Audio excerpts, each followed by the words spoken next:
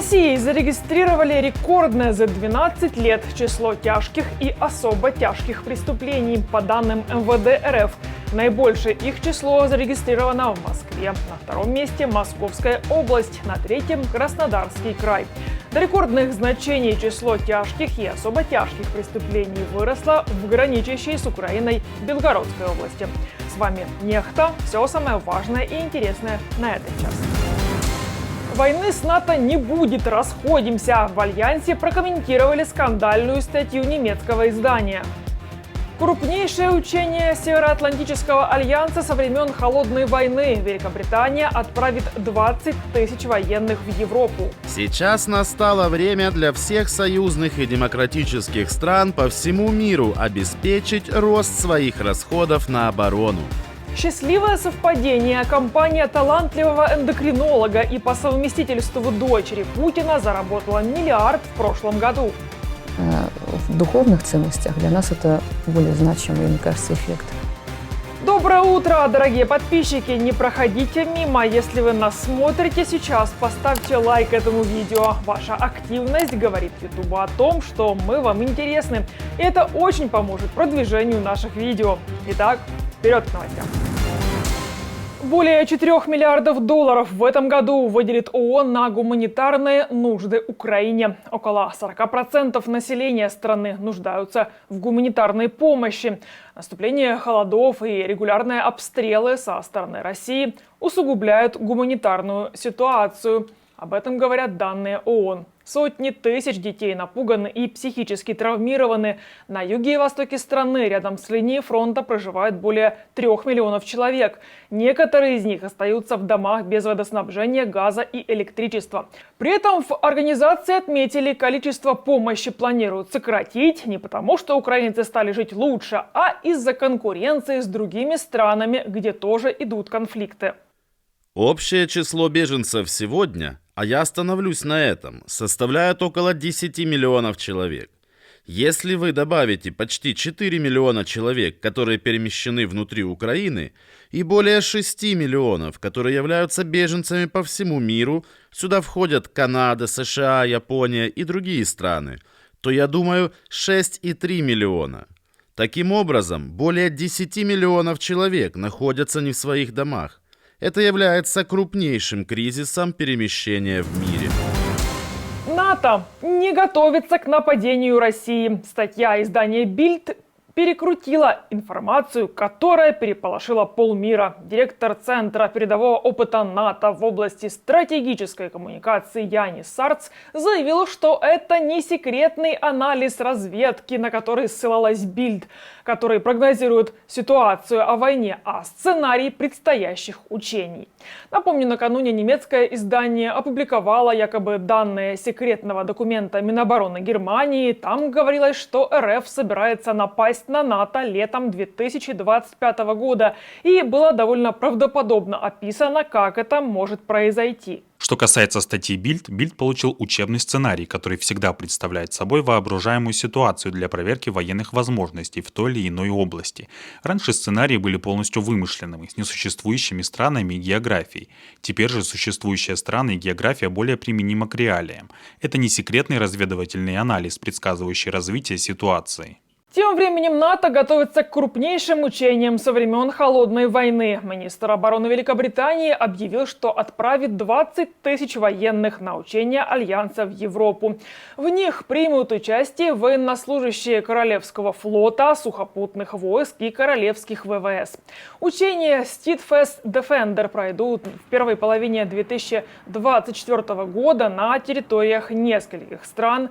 В них будут участвовать военные из 31 страны НАТО и Швеции, кандидата на вступление в Альянс. Сейчас настало время для всех союзных и демократических стран по всему миру обеспечить рост своих расходов на оборону. Потому что, как уже говорилось, эра мирных дивидендов закончилась. И именно поэтому я могу объявить сегодня, что Великобритания направит около 20 тысяч человек для руководства одним из крупнейших развертываний НАТО с момента окончания Холодной войны. Польские заводы становятся на военные рельсы и наращивают производство оружия, пишет издание «Жечь Посполита». С началом войны в Украине резко вырос спрос на взрывчатку, поэтому завод в Быдгоще «Нитрохем» увеличил производство тротила до максимального уровня. Завод работает в 3 смены 24 часа в сутки. Похожая картина наблюдается и на других предприятиях. Кроме того, завод гаубиц и БТР «Хута Сталова Воля» планируют за 2 года удвоить поставки. Еще до войны в Украине такое заявление прозвучало бы как научно-фантастический рассказ. Сегодня оно подкреплено внушительными инвестициями, ну и технологическим ускорением, отмечает издание. Румынские фермеры снова заблокировали границу с Украиной. Движение грузовиков через пункты пропуска Сиреты и Викову-де-Сус заблокировали, сообщает Государственная пограничная служба Украины. По данным украинских пограничников, другие виды транспорта, а также пешеходы в обоих пунктах пропуска оформляются в установленном порядке, как на въезд, так и на выезд. Украину с Румынией соединяют 14 пунктов пропуска, и всего 2 из них автомобильные. Ими могут пользоваться грузовики. Чего требуют фермеры, пока непонятно. Идут консультации. Поэтому мы сегодня будем продолжать консультации с нашими коллегами. Я очень благодарен ассоциации румынской, потому что ассоциация румынских перевозчиков на сегодняшний день категорически против возвращения дозволов в Украине, категорически против любых блокировок на границе. Мало того, мы ведем плотное взаимодействие как Украина-Румыния, так и в формате Украина-Молдавия-Румыния с ИРУ, Международным союзом автомобильного транспорта, с Международной таможенной организацией, с тем, чтобы сделать зеленые коридоры на этих границах, чтобы товары шли значительно быстрее. Прежде всего те, которые идут под определенными гарантийными обязательствами. В Берлине тем временем своя атмосфера. У Бранденбургских ворот собирались около 5000 тракторов, 2000 грузовиков и около 10 тысяч фермеров. Они протестовали против отмены субсидий и повышения налогов. Они критиковали Шольца и других представителей правительства. К протестующим вышел министр финансов Линднер. Его освистали. Также в акции участвовали экспедиторы, недовольные повышением дорожных сборов с водителей грузовиков. Эта акция завершает протестную неделю, в течение которой фермеры перекрывали дороги и устраивали пробеги по центрам городов. Речь идет о будущем немецкого сельского хозяйства. Я родился в 1966 году, мой сын в 2003 году, и сейчас он проходит профессиональную подготовку в области сельского хозяйства. Я здесь сегодня ради него и его друзей, чтобы выразить свой протест, чтобы в будущем у нас по-прежнему были немецкие продукты, и нам не пришлось бы закупать все в Соединенных странах ЕС, Южной Африки или Латинской Америки. Дочь миллиардерша, чрезвычайно талантливая прежде всего тем, что является отпрыском Путина, женщина номер 1 Мария Воронцова заработала в прошлом году почти 1 миллиард рублей. Соратники Навального выяснили, член совета директоров и одна из 5 соучредителей компании «Намека», она стабильно получала высокие выплаты. Соратники Навального также выяснили, что основным источником доходов для компании стало сотрудничество с клиникой «Сагаз» друга Путина Юрия Ковальчука. То всего нашей бизнес-леди досталось 910 миллионов дивидендами и 33 миллиона зарплатой. Итого 944 миллиона рублей. Меньше, наверное, чем мы надеялись. Вот я бы так, наверное, сказала. Но еще важный вопрос. Кто финансирует компанию, единственной деятельностью которой является написание новостей о праздниках и обеспечение богатой жизни дочери Путина? Пока не очень понятно. Все деньги, которые есть у компании Воронцовой, поступили им от клиники «Сагаза». Эта клиника известна тем, что в ней лечили наемников из ЧВК «Вагнер». И там проходили обследования эскортницы для высших российских чиновников. Миллиарды оттуда пришли Воронцовой за услуги по информационному моделированию реализации проекта. Щедрость и вовлеченность в государственные дела клиники «Сагаз» объясняется просто. Среди ее владельцев был друг Путина Юрий Ковальчук и племянник Путина Михаил Шиломов. А после войны эту клинику и вовсе переписали на приближенных Марии Воронцовой, топ-менеджеров ее компании «Намека». Теперь за эскортниц и наемников отвечает она. Ранее проект «Можем объяснить» выяснил, что фирмы дочерей Путина Марии Воронцовой и Екатерины Тихоновой заработали в 2022 году более 1,2 миллиардов рублей, что стало финансовым рекордом для их компаний со времени их основания. На днях старшая дочь Путина, почти никогда не выступающая публично, дала чрезвычайно скучное, но большое интервью в России. Немецкие СМИ назвали его шокирующим. В частности, оторванная от реалий Воронцова акцентировала внимание на том, что в России жизнь человека превыше всего, и ни разу не упомянула ни войну, ни своего папу, который гробит на войне сотнями тысяч эти якобы ценные жизни.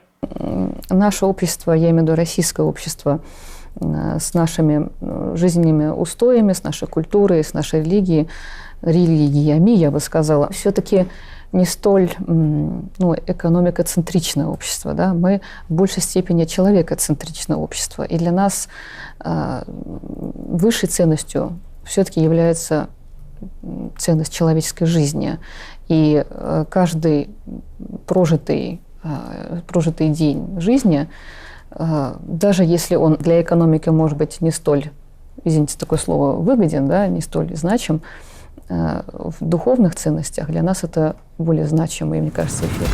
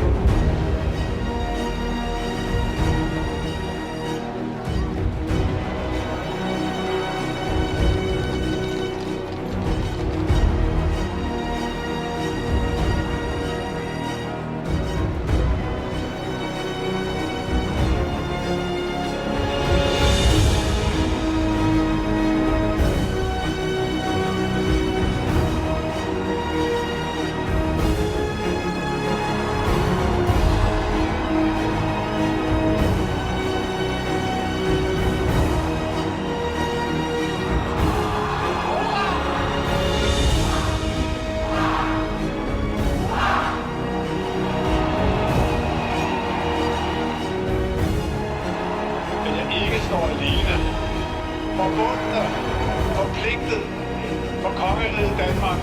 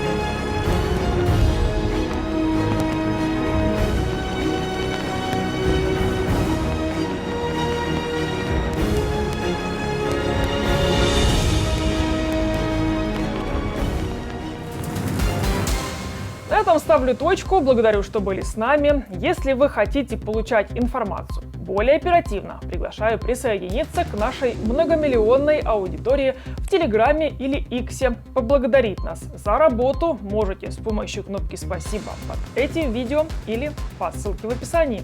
До новых встреч, хороших новостей. Слава Украине! Живе Беларусь!